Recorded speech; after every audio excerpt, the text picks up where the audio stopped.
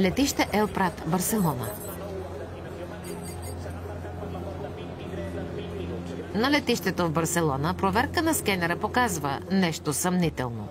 Отворете куфара. Става дума за румънка, която идва от Великобритания.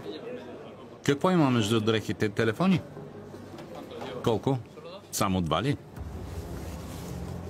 Ваши ли са? Да. Добре, въведете пин-кода. Тогава се появява и трети телефон. И този ли е ваш? Оказва се, че жената трябва да се обади на някой, за да й каже пин-кода за собствения телефон. Не са ваши, нали? На брат ми са. На кого е този? На брат ми. Ваш или на брат ви? Мое, защото сега е у мен. Дай ми пин-кода. Ако жената смята, че щом отключи телефона всичко ще приключи, се лъже жестоко. Трябва да докажете, че е придобит законно. Тоест, че телефоните не са крадени. Не са. Пин-кода е верен.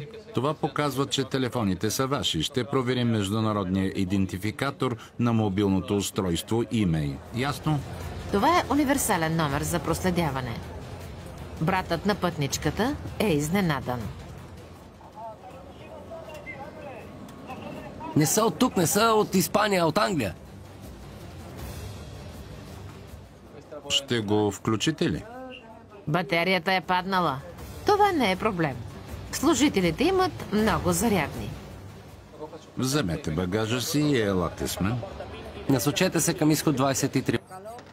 Телефоните не са ваши. На брат ми са. Властите на летището в Барселона смятат, че пътничката пренася 2 крадени телефона. Спряхме една румънка, която идва от Лондон с 2 айфона. Жената отключи единия, който се оказа собственост на англичанин. Обадих се и казаха, че Кевин Алън е собственикът и е загубил телефона си в Манчестър. Това потвърждава, че жената лъже. В интернет може да се задейства режим изгубен телефон. Да се сложи съобщение: позванете на този номер или потърсете ме на този и този имейл, и така да видим. Докато служителят зарежда втория телефон, колегата му разпитва жената. Трябва ми кодът за отключване. 6 нули. 6 нули. Докато тече проверката на телефоните, служителите проверяват и статута на жената. Документи за престой?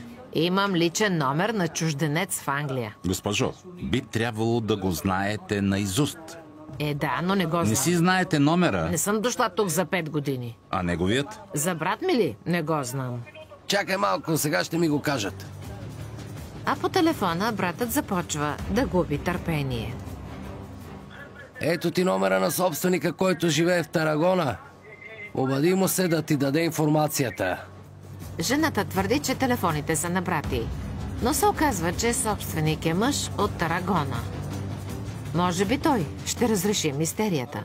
Господине, кой сте вие? Какво става тук?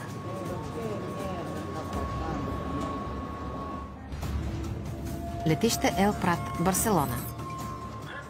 Това е номерът на собственика. Полицай продължава да разпитва жена, заловена с 3 мобилни телефона. Версията й не се потвърждава.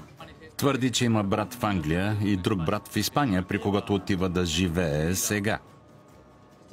Това е брат ви в Испания? Да. Добре. Каквото и да твърди жената, всички доказателства сочат, че телефоните са били откраднати. На снимките виждаме англичани, а тя е румънка. Има 3 телефона. Нормално е да имаш един. Оттам идват съмненията ни. Подозренията се потвърждават, когато служителите намират втория собственик. Лицето за контакт е бащата. Да видим какво ни е отговорил. Телефонът на дъщеря ми е откраднат в Великобритания. Добре. 2 от 2. След като стойността на телефоните надхвърля 500 евро, става дума за голяма кражба. Как ще докажете, че тези телефони са ваши? Пътничката сигурно ще бъде глобена. Но ако става дума за кражба с насилие, жената я грози 5-годишен престой в затвора. Билетът и адресът, ако обичате. Най-накрая инспекторите се свързват с брата в Испания, при когото жената уж отива да живее. Гражданската гвардия на телефона. Сестра ви е арестувана.